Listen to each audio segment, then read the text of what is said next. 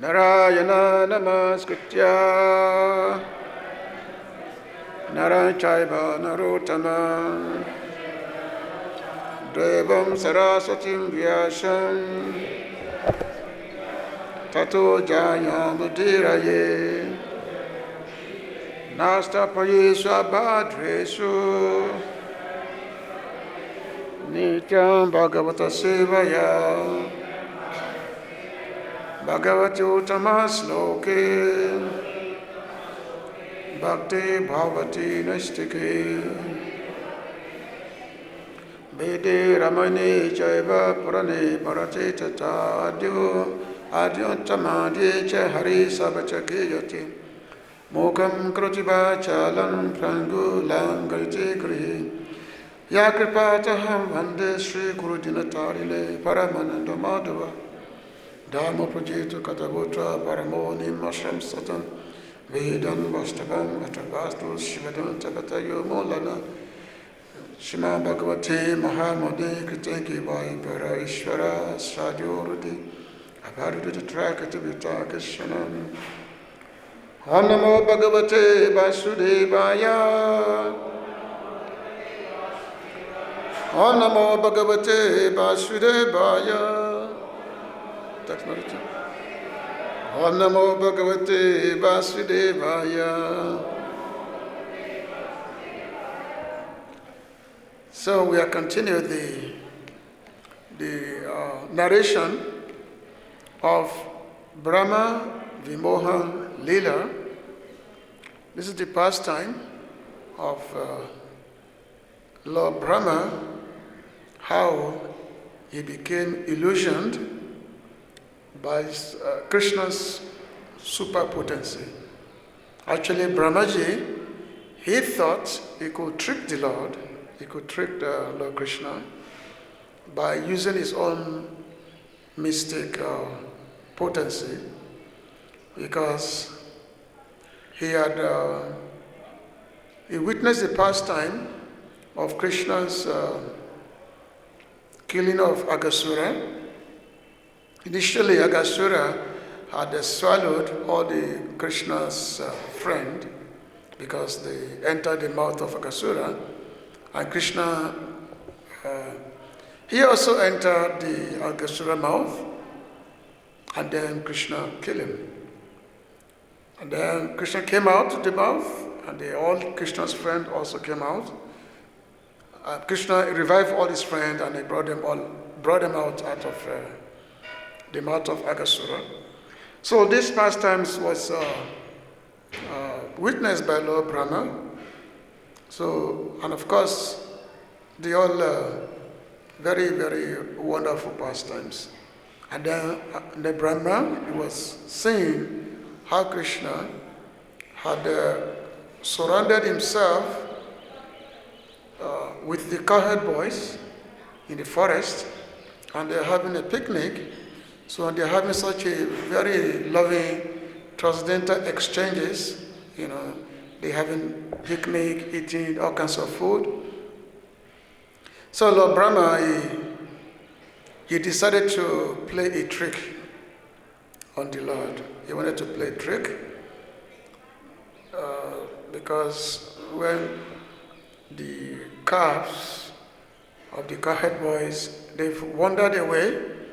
They were not there where they were all playing. So the cowherd boys, they became a little bit panicked that where are the calves? So Krishna told them that, okay, I will go look for them. All of you just stay.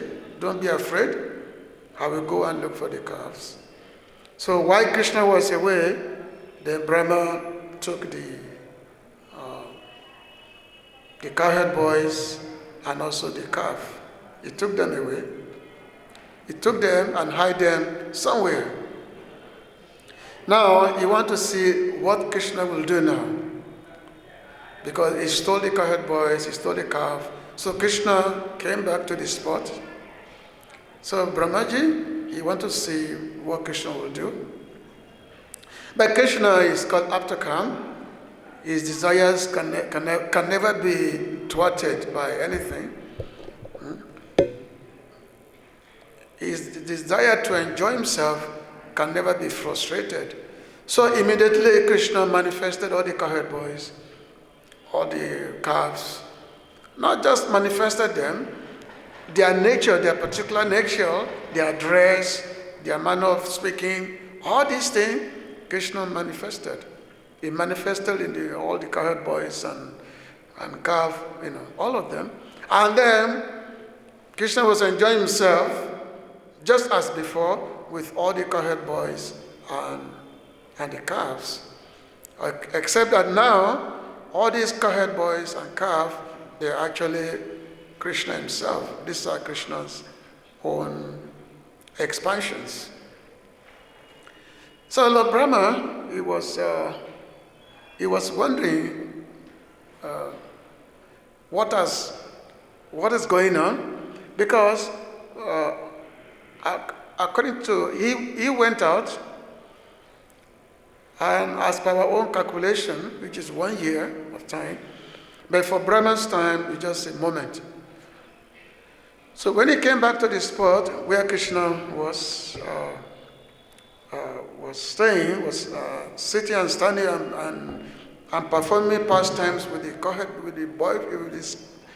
boyfriends, he saw that Krishna is still the same with all his friends. They were all eating, joking among themselves, performing so many wonderful leelas. So Brahmaji, he became confused actually. He went to see the spot where he had hidden the cowherd boys. They were still there. They are still there lying. They were lying in the mystic slumber which he had put them. But at the same time, he came back to the forest where Krishna was. Krishna is still there with all his friends. So Brahmaji was wondering what happened. And and of course, then Krishna wanted to reveal something to Brahmaji, and then Brahmaji could see that all these cowherd boyfriends and calves, they all, Vishnu themselves, because they are transformed, they are Vishnu. So this pastime is called Brahma Vimohalila, how Brahma became very illusioned by his own mystic potency, because he thought that he could put Krishna he could make Krishna bewildered.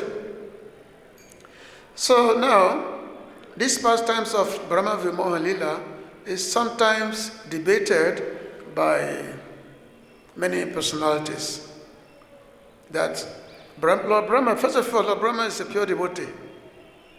He's not an ordinary person. He was actually a very dear devotee of the Lord. And of course, as being the creator of the universe. And not just that, he is also our original guru, is the original guru of the Vaishnava Sampradayas. So how come, after Lord Krishna said that, he said, Mama Maya Dhrata, he said, my devotees can never be under any illusory situation. So how is it that Brahmaji could be influenced in such a way that he would take Krishna's friends away? It's just not. So they said that it's just not possible that Brahmaji could be illusioned that way, and that's why the Madhva Sampradaya, they said that these two chapters of the Bhagavatam, the chapter 13 and 14, they are interpolation. They say they are interpolation, that is not the original part of Bhagavatam. Because they cannot accept the fact that our original Acharya could be illusion, could be under an illusion. The pure devotees, they are always free from illusion. They are always free. But so therefore, they don't accept these two chapters. This was revealed, of course, by Srila Jiva Goswami in the Tattva Sandarbha, that this episode. And of course, Chaitanya Mahaprabhu, he accepted the Srila Sridhar Swami, original commentator, of the Bhagavatam. And Sridhar Swami commented on these 2 chapters. So if Sridhar Swami commented on these 2 chapters, so ultimately it's bona fide. It's not that it's an interpolation. Now, and of course, the Lord, according to his own free will, he can perform any pastime with his pure devotees. Now, the kind of illusion that Brahma was putting, this is not ordinary, it's not Mahamaya, it's not under Mahamaya, it's not like it was illusion by the illusory energy of the Lord. So therefore, it's, this episode happened. But Brahmaji was actually put into Krishna's own illusory potency. It's Krishna's own Maya. When Krishna said Mama Maya, this is his own Maya, his own illusion, his own, which is part of a Swarup Shakti. So therefore, because Brahmaji, he wanted to see a particular act, and the Lord showed it to him. And that's why after seeing these Vishnu forms and who are actually Cowherd boys, Brahma prayed to Krishna, because Brahma saw himself that maybe he had committed a big offense by trying to take away Krishna's friend. So Brahma came to pray. But what was Krishna doing? Krishna was simply smiling at Brahma. He was smiling at him, saying that, oh look, I'm a bigger trickster than you. You thought that you could trick me, but I'm a bigger trickster. So Krishna simply smiled at Brahmaji. So which means Krishna did not take serious the offense of Lord Brahma. He didn't take it serious. So anyway, this verse today, text 10:13, 49. This is the vision of Lord Brahma. So 10 Canto Bhagavatam, 13th chapter, text 49. āṅghri-mastakam āpūrṇās tulasī-nava-dāmabhiḥ komalaiḥ sarva-gātreṣu bhūri-puṇyavad-arpitaiḥ ā-aṅghri-mastakam, from the feet up to the top of the head, āpūrṇāḥ, fully decorated, tulasī-nava-dāmabhiḥ, with garlands of fresh tulasī leaves, komalaiḥ, tender, soft, sarva-gātreṣu, on all the limbs of the body, bhūri-puṇyavat-arpitaiḥ,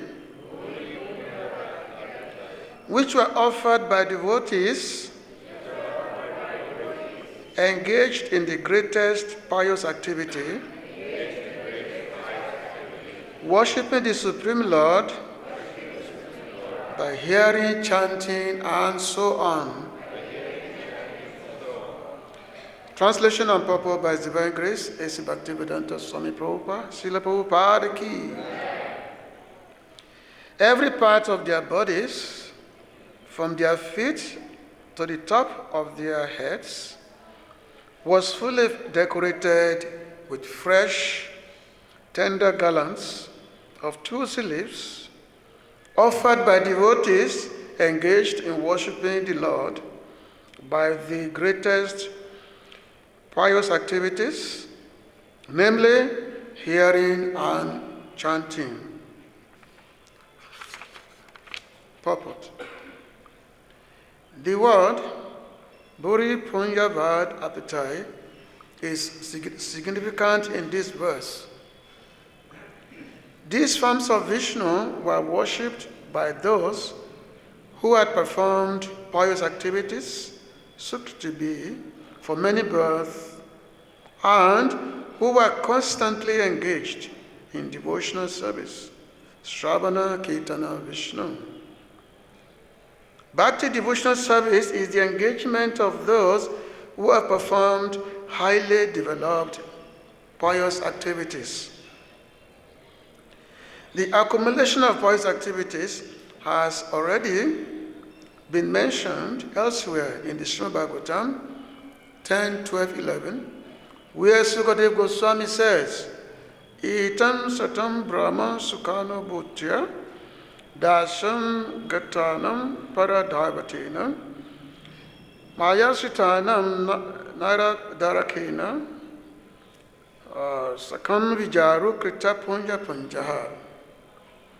Those who are engaged in self-realization, appreciating the Brahman, effulgence of the Lord, and those engaged in devotional service, accepting the Supreme Personality of Godhead as Master, as well as those who are under the clutches of Maya, thinking the Lord an ordinary person, cannot understand that certain exalted personalities, after accumulating volumes of pious activities, are now playing with the Lord in friendship as cowherd boys.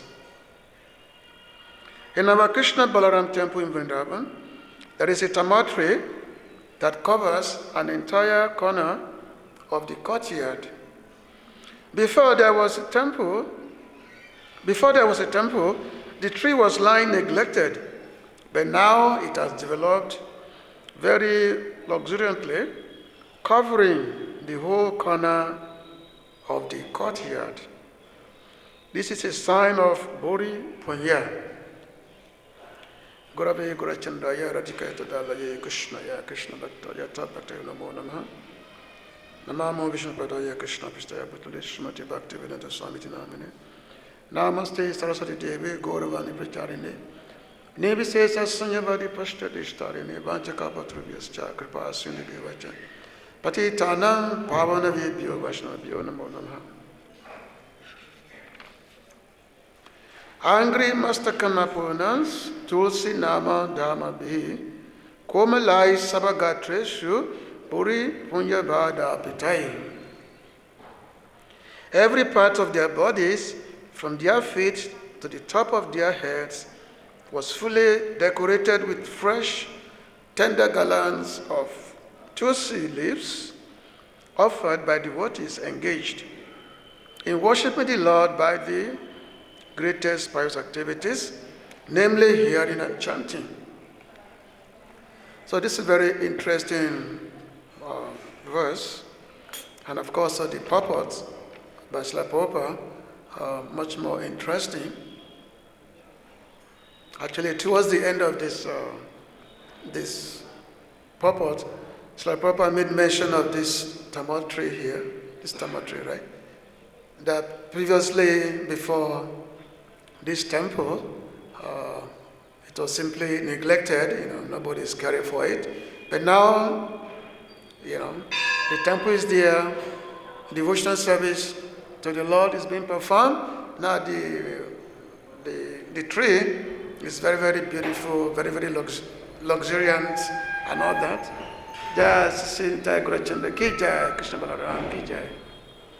Just like when Bhakti came to Vrindavan, actually Bhakti was coming to Vrindavan along with she had two sons, Gyana and Vairagya. So on reaching Vrindavan, Bhakti became very, very youthful, very, very, her form became very luxuriant, everything. Beauty, looks, everything became fully manifested. But her two sons, Gyana and Vairagya, they lose all their, all their youthfulness. They became very, very old and very descript, very, very old. Gyana and Vairagya. Actually, when Narada Muni came to Vrindavan and she saw a lady who was crying because she was sitting beside two old men. So Narada Muni saw this lady, young lady, and so she thought, so Narada Muni thought that maybe this lady was lamenting for this old man. Maybe one of them is their father or something. Because Narada Muni was assuming that this is Vrindavan, how could anyone be sad here in Vrindavan?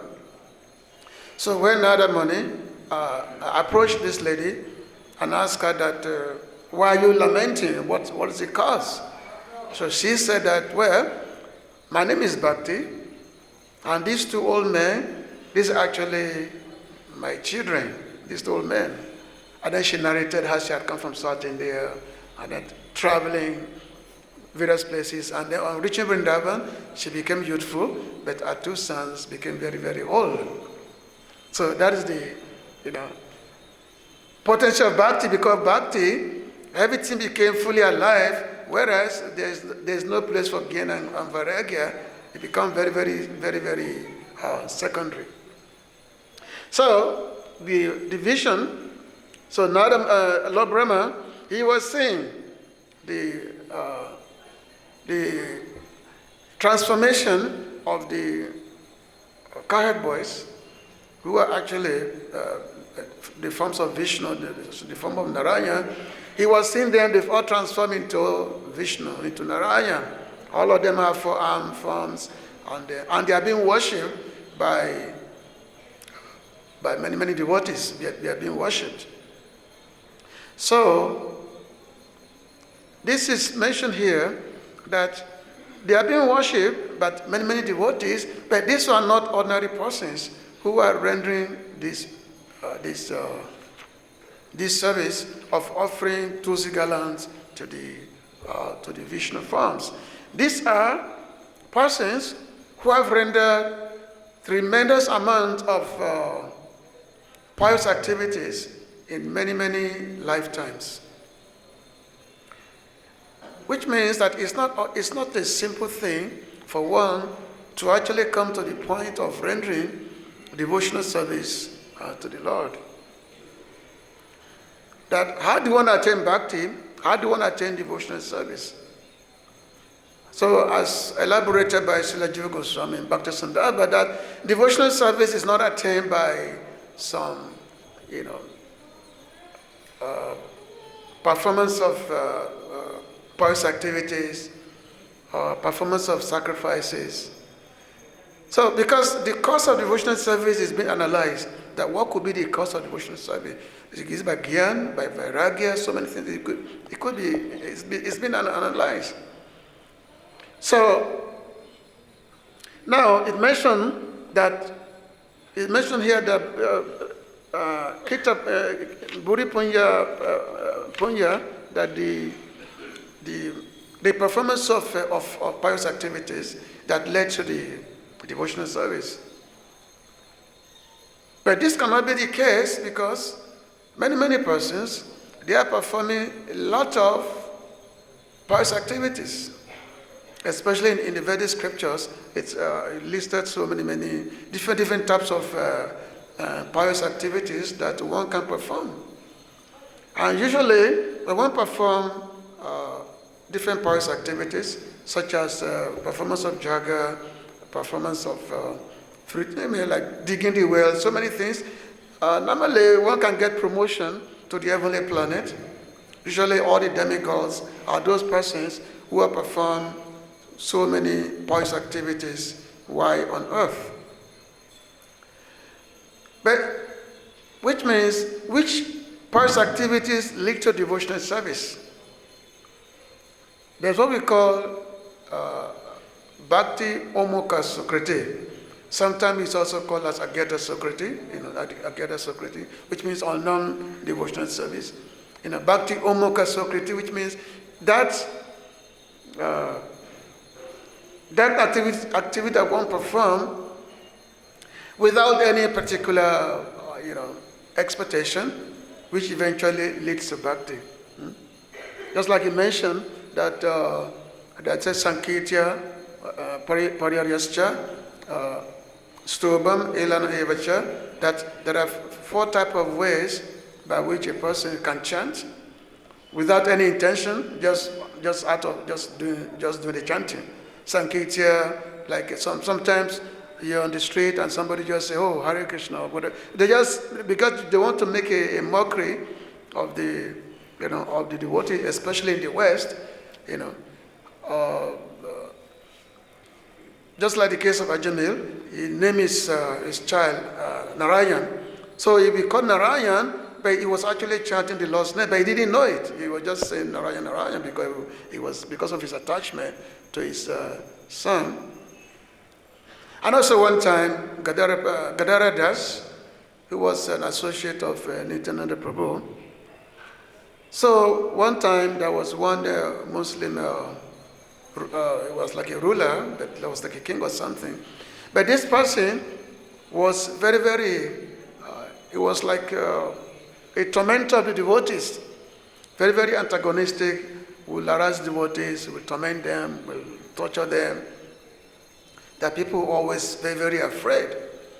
So Gadara Das, he came to know about this, So he said, who is this person? Who does he think he is? To disturb the devotees when they are chanting. Who does he think he is? So I'm going to go to him, I'm going to chastise him. I'm going to chastise him. Gadara Padi was so bold, So the devotee said, "Oh, don't go to him. If you go to him, he's a very dangerous man. If you go to him, you may be killed. Don't go to him." The Gadara said, "No, I'm going to go to him." So Gadara, he went to the palace of this king. And he went to him with his very, very enthusiastic. He said that you must chant Krishna's name. Today, you must chant Krishna's name. First of all, the king was so surprised that anyone could come to him so bold. But Gadara was so, he said, you must chant the Lord, you must chant the Lord's name, Krishna's name. So the king is, okay, look, Gadara, don't worry, you come back tomorrow and I'm going to chant Krishna's name. You come back tomorrow, chant Krishna's name. So when Gadara heard this, that when he said, "Oh, I'm going to chant Krishna's name," so Gadara said, "Oh," and the Gadara was dancing. He said, "Oh, you've already chanted Krishna. Just say Krishna now. You've already said Krishna." So therefore, just by the words you saying Krishna, all your sinful activities have all been eradicated. Even though the king he didn't have intention to chant, but the fact that he just chanted because he just wanted to get rid of Gadara. So, come back tomorrow. I will chant Krishna's name. Gadara said, "Oh, you've already chanted. By this act, you've already, performed all kind of activity. You've already attained liberation." So, in this way, how pious activities that lead to devotional service can actually be performed. So, Mother Devavati, she was making a prayer to her son, Kapila Dev, in the Bhagavatam 3:33-7. So she said, "Aho bhata sapacho to gareyan ya jibagre bhatate nam tubyan te pustapaste juhuvu sasna arya brahmanochu nama grinante yete." Oh, how glorious are they whose tongues are chanting your holy name, even if born in the families of dog eaters. Such persons are worshipable. Persons who chant the holy name of your Lordship must have executed all kinds of austerities and fire sacrifice and achieved all the good manners of the Aryans. To be chanting the holy name of your Lordship, they must have bathed at holy place of pilgrimage, studied the Vedas, and fulfilled everything required. So basically, because there's a very long purport by Srila Prabhupada, to come to the level of chanting the Lord's name, of actually worshiping the Lord, this is not an ordinary thing. It means someone who has done something in their previous lives. So many things in their previous life for them to come to the point of being able to render devotional service in this lifetime. So the case of Prahlad Maharaj.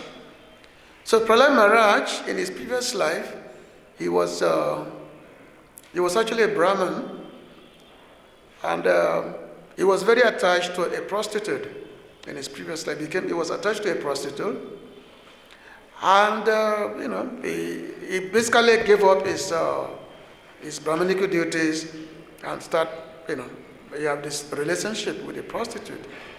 So one time, the prostitute became angry at him, and then she ran away. She ran away.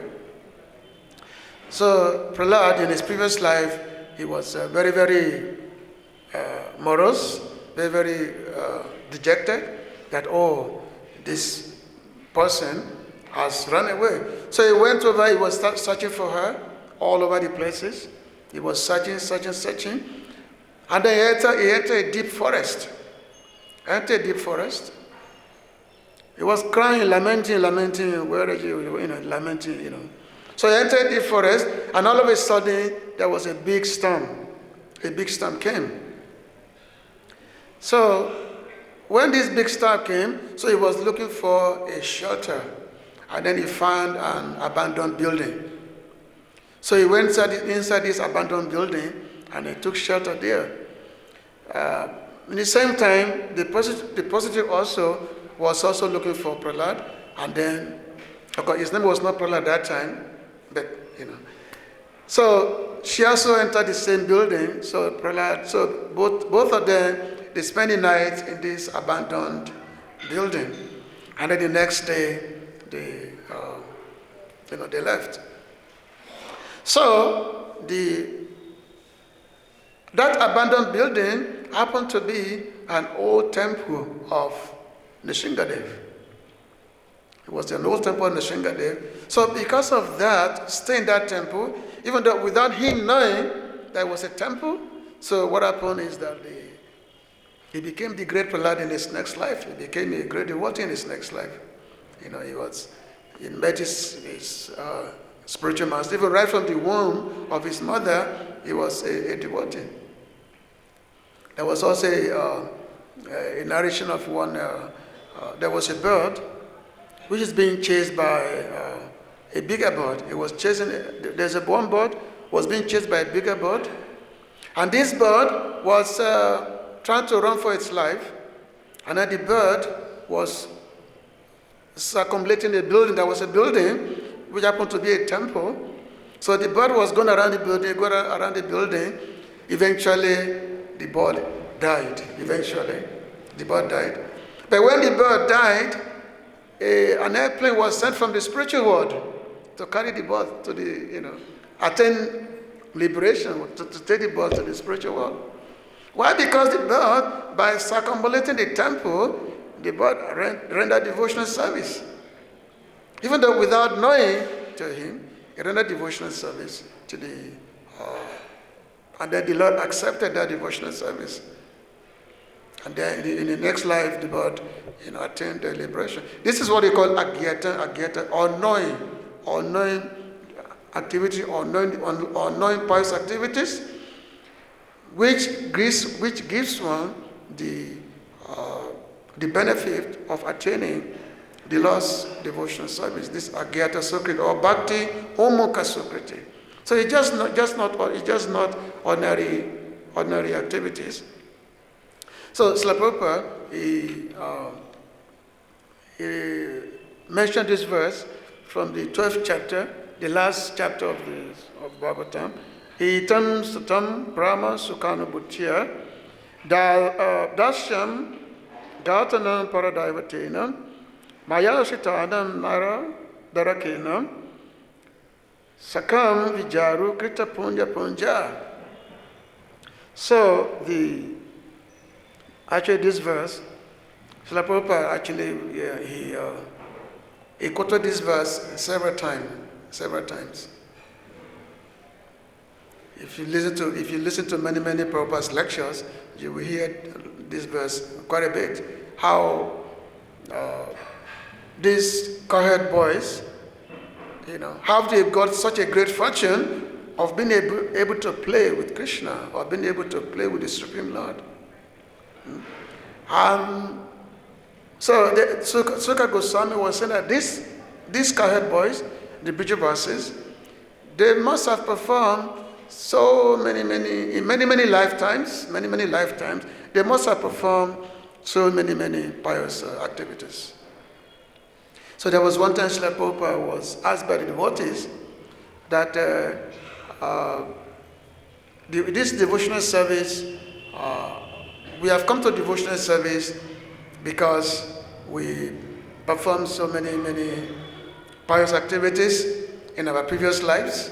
So therefore, we've come to devotional service. So the Prabhupada said, no. He said, I've created your pious activities. Because, coming from Milecha land, in pious land, what pious activities could we have performed? That's when Srila Prabhupada arrived in New York in 1965. He composed those two prayers. Bolo Krishna, Kole Krishna, Adame Prati, that prayer. That, my dear Lord, I don't know why you have brought me to this sinful place, which is that because everyone is simply overwhelmed in the mode of ignorance and passion. So I don't know why you have brought me here, but you have brought me here because you have a purpose. So therefore, make me your puppet and make me dance as you like. So which means, what pious activity do we have now? But the pure devotees created that pious activities. Which means, if your pure devotee desires something, then that will come to pass. Because Lord Krishna cannot overlook the desire of his devotee. He cannot overlook it. So the Lord, he granted the desire of his devotees. So the cowherd boys, Suka Goswami was saying that these boys who had earned, he said they performed heaps of merit, heaps of pious activities, and they are not playing with Krishna, they are frolicking with him in the forest. They are going around, they are wrestling with each other, they are exchanging food, all these things. When they were having the picnic, on each other's plate, they'd be exchanging food. From their plate, they take the food and they put on each other's mouth with Krishna. Krishna will do the same. We put the food in their mouth, and they also take the food from their plate and put it in Krishna's mouth. So this is very amazing pastimes which an ordinary devotees cannot comprehend, especially those devotees who are in the Ishwara above. They cannot understand how could someone be sitting with the Lord, and the Supreme Lord, who the fear personified is afraid of. How could anybody be? This is totally incomprehensible. That how can someone be feeding him? So therefore, Suka Goswami said, these boys are eaten, Satan, Brahma, Sukhanibus. So like, because there are three types of persons who he mentioned in this verse. Those, the impersonalists, the Gyanis, the impersonalists, and then the normal devotees, they call those who simply accept the Lord as the Supreme Being and they offer him worship. So the Gyani, the Bhaktas, and they worship those Bhaktas, they worship the Lord in all and reference. They see the Lord as a master and they are the servant. And then the ordinary kamis, who only see the Lord as just an ordinary boy. That Krishna has made his appearance as the son of Nanda, son of Yashoda, or son of Devaki, Vasudev. But they simply see him as just an ordinary person. That is called Maya, what is it? what's this? Oh, yeah, Maya Shritanam. Maya Shritanam means the ordinary persons. So these three types of persons, they just cannot understand that these boys who are playing with Krishna, they must have performed so many, they must have accumulated heaps and heaps of pious credits. They must have accumulated it, otherwise how is it possible? So Siddha Swami is making his comment.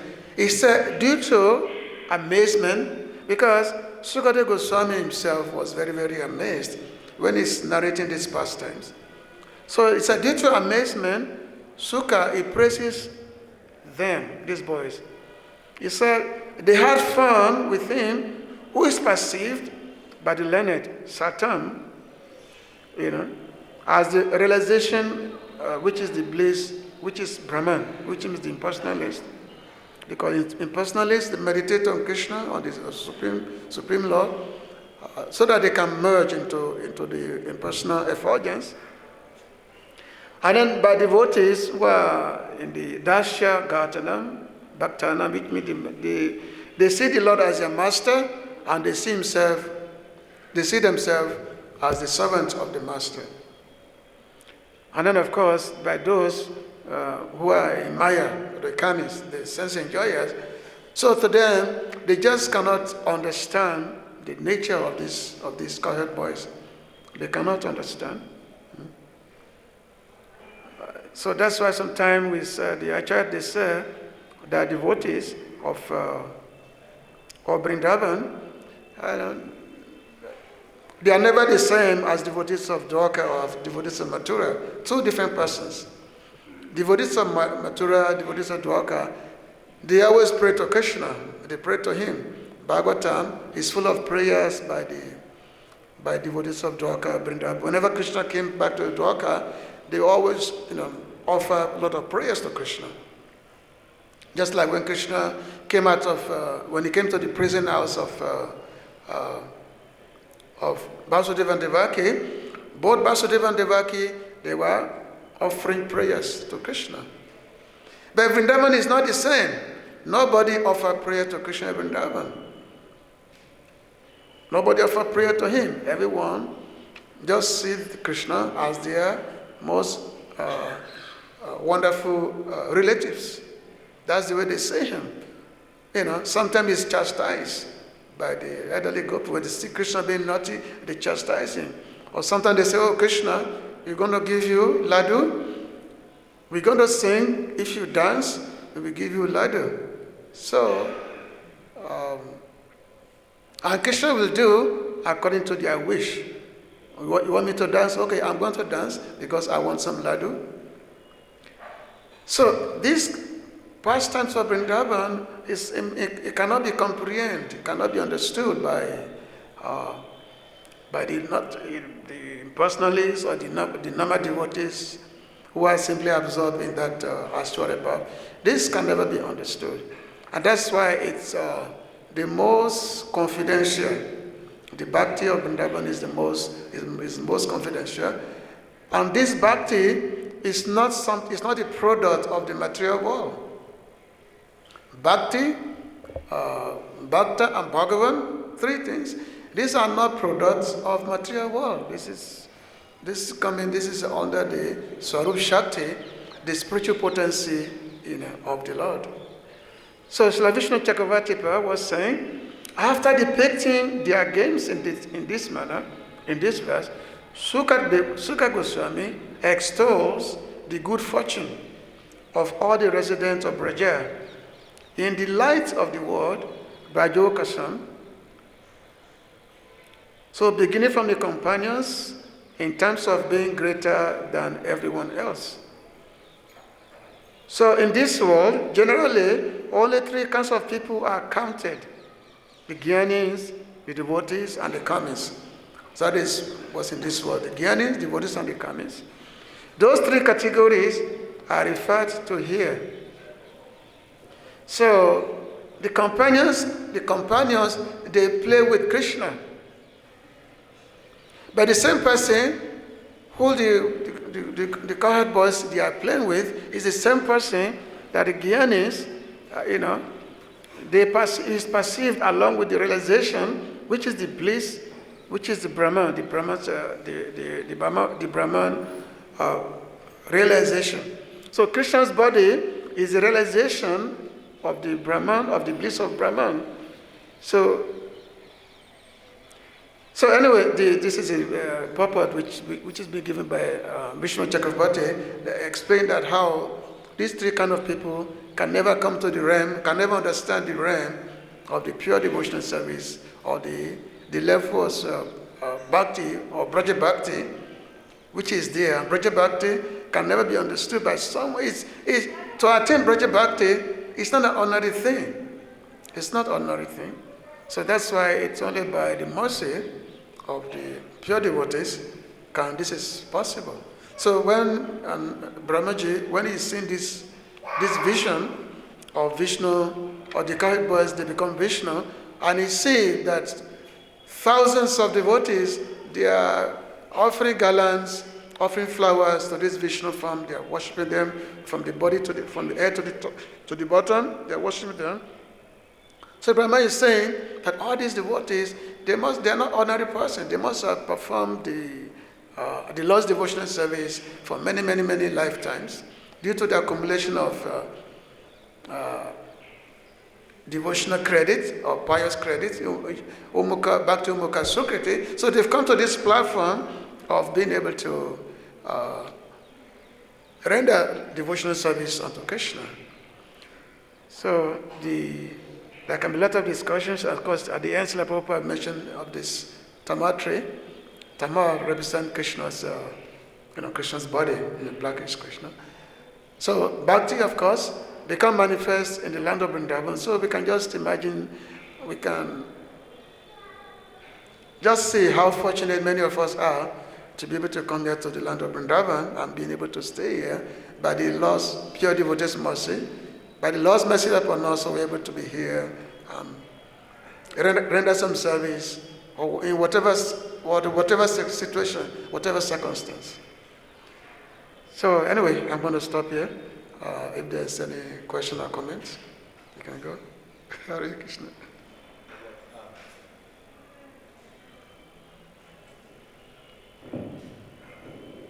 Just like Krishna bewildered his pure devotee Arjuna for the sake of teaching, re-establishing religious principles, also he bewildered Brahma as part of his pastime, although the pure devotee Lord Brahma, just so that he could actually satisfy the elderly gopis and show his power, establish his power.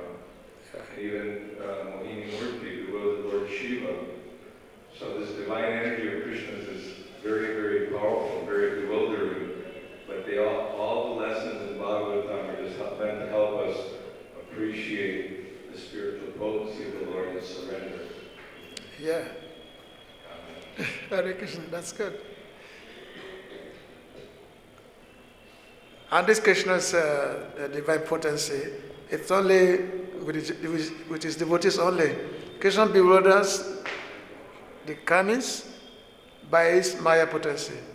By his Swarup Shakti bewilders his devotees. And that's for his pleasure. Any other points? Any other question? Comments?